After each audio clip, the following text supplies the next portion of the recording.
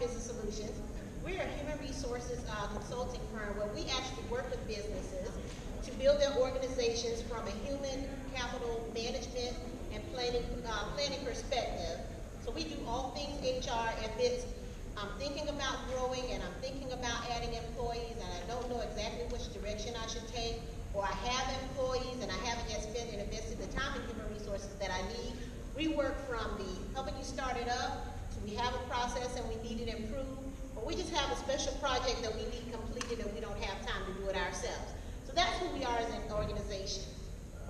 This morning, I'm so glad that you all decided to join me because one of the things that many small businesses have that they have to tackle and work with is when they have a business that is growing and they need to engage people to help them grow that business. So they engage them either as an employee, they hire them outright, or as an independent contractor.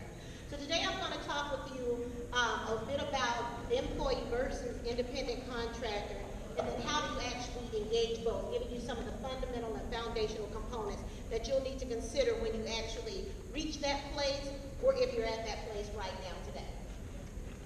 So no matter what the size of our organization, we all have three things in common. You have an operation, which means you have a commodity, a good, or a service that you're going to offer to the public for a price, and you're going to have people, be it yourself or other individuals, that are going to actually perform that service or sell that commodity to the general public at large, be it business to business or be it business to customer. It's important for your human resources function because human resources deal with the last block on this slide, which is your people. It actually deals with who are your people, what are they doing, and how are you going to get them. So that's why HR is so important to businesses, no matter how large or how small. There are two categories of people that work for your company. You can either engage them as an independent contractor or an employee. Now, a lot of people tend to talk about these two categories as if they're the same thing, but they're really drastically different. Your independent contractor is someone who is typically in business for themselves, and they can actually experience a profit or they can experience a loss based on the service or good or commodity that they're providing to the general public. An employee is one who is more economically dependent on your company. This is an individual that you've gone out, you've recruited, you actually hired them on board. They said, in exchange for me to lend my skills, knowledge, and abilities to your organization, I'm going to do that at this wage, which is my price, and then they're actually entitled to fringe benefits. Then you have to deduct taxes from them. There's a lot more that goes into the employee engagement relationship versus the independent contractor relationship. Does that make sense so far? Awesome. And also another key thing is that your independent contractors are actually engaged using the form W-9, and your employees are engaged using your form W-4. So when you think about independent contractors, key terms 1099, W-9, those are your independent people. W-4, W-2, those are people that are actually employed by your company. So the fundamentals of engaging an independent contractor. Number one, really key, collecting your W-9 form. That way you have the information that you need on that individual as far as being an independent contractor, be it EIN number if they're working under their social security number, the business that they're doing, their business name, or if they're a DBA, which is doing business as, you get that information in the W-9 form.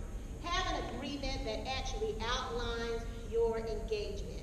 It says, you're an independent contractor, you're giving me these services for this cost at these within these parameters. And then I always like to follow up an independent contractor agreement with a work order. Your agreements tend to be anywhere from 4 to 5 pages, depending on the type of agreement that you have with your independent contractors. A work order or a task order is a good way to just capture a quick snapshot of what it is that you've agreed to at the end of the day, so you're not having to read through 5 pages every time you have to, when is that deliverable due? Your contract, your work order or task order will actually give you your begin date, your end date, the cost of the services, and the parameters in which they've been delivered, and it should have an outline of the deliverable. So if you're expecting to have a document, a service, or a certain number of widgets sold by a certain date, that would be a good snapshot so that at any given moment you can pull that out and remind yourself, this is what it was, this is what we agreed to, and you obviously always, you sign and the contractor, they sign, so it shows that you're in agreement together with one another. Now the employee engagement. Employee engagement is a little more involved, it involves more steps, and the reason being is because you are bringing someone on, you're controlling what they do, when they do it, how they do it, where they do it, how much of it is that they're going to do. So when you're engaging an employee, it involves a lot more planning, and it also involves a lot of management. And the reason being is that every employee, when they come into your organization, they have a life cycle. It starts, most people say, oh, their life with me starts when I hire them on board. Not so. Your engagement with your employee starts in the recruitment process. Because in that recruitment process, you're talking about availability, you're talking about how much they can work, you're talking about the rate of pay, their salary that they're going to work. So you have an extensive amount of activity that actually occurs even before the first day and engagement and filling out the new hire paperwork. So if you move from the recruitment phase and you decide this is the person that I want to hire, they actually match my mission, my vision, my goals, and I think they're the person who can deliver the services or get the products out that I want, then you go through your hire.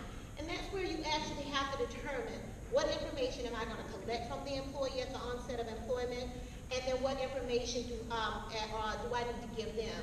What are your performance expectations? What are the essential duties of the job? What is it that we expect you to do? What does success look like for the organization? So during the hiring process, you're laying out the foundation for your employee to have a successful engagement. From the hire, you move to your training and development. You could have built widgets at Springfield Baptist Church for 20 years. However, if you're going over to Springfield AMC, then they may have a different methodology that they utilize for building their widgets. So what happens is you have a training and development phase that begins as soon as you hire that person on board. Introduction to your organization, your culture, how you're going to do business, how you engage your client. So there's a training and development that starts at the beginning, and that spirals throughout the employee's engagement with the company, and they're working with you. Then performance management. This is so key. When you talk about performance management, establishing your expectation, what is it that the employee needs to do to make sure that the company is meeting its goals, not only with the number of products that they're putting out or services, but also in productivity and profitability. Because at the end of the day, your employee has agreed to come in and give you their skills, knowledge, and abilities to help your company be successful. But what does success look like? How is it defined? How are we going to know if you're meeting the expectation or you're not meeting your expectation? And that's where we start talking about the performance management aspect of the employee life cycle. And then if an employee is with your organization long enough, and I shouldn't say if, but when they're with your organization long enough, they're going to experience changes. They're going to be promoted. They're going to have life changes where they may have been single and got married. They may have children, may have had a loss. So you need to be prepared to actually deal with those changes in employment so that you can address what will happen, when it will happen, how it will happen, and what you as an employer can do for that particular employee. And unfortunately, at the end of the life cycle, employees will leave your organization. It can be, and most people think, oh, they're going to leave me, they were fired, or they resigned and left and went somewhere else. But did you know that employees can retire from your company? They can stay with you from the beginning of time to the time that they said, you know what, I'm done with my career and I'm ready to retire. Or a very severe instance that a lot of people don't think about is death. Have you ever thought about what happens if one of my employees should pass away? I had a client a few weeks back where their employee was at the work site Friday morning, working, having an awesome day, left the site and was shot. No plan for how they were going to deal with that tragic loss, because there's a lot that goes into it. Who's the beneficiary? Who's going to be responsible for, who's going to get the last check? Who do we send it to? What are their, what requirements, what are they eligible for under our insurance plans? So it's a lot that you have to think about when you're dealing with employees throughout the life cycle. And a one-off that I did put into this life cycle that is very key are your employee rewards. Obviously, when we negotiate, you hire someone on board, there's going to be an exchange of salary for knowledge. However, what else are we going to do for our employees? Do you give them their birthdays off? Do you give them paid vacation? Are their holidays paid? What are the benefits? Do you have a group plan where they can sign on for benefits? Those are all things that actually benefit the employee, and that gives them a quality of life and helps them in their life. So so it's very, very important that you think about your reward system and how it's going to work. And you can't, I'm not saying go out and build the most robust reward system, but build a reward system that works within your organization and helps you to also retain your people. So that's another key consideration when we're thinking about the engagement of employees. So as you can see, independent contractor, give them the paper, get them to sign it, we agree, get to work. With the employee, you give them the paper, you get them to agree, and you begin to work, but there are many other things that are woven into their life cycle and making sure that that's a successful engagement.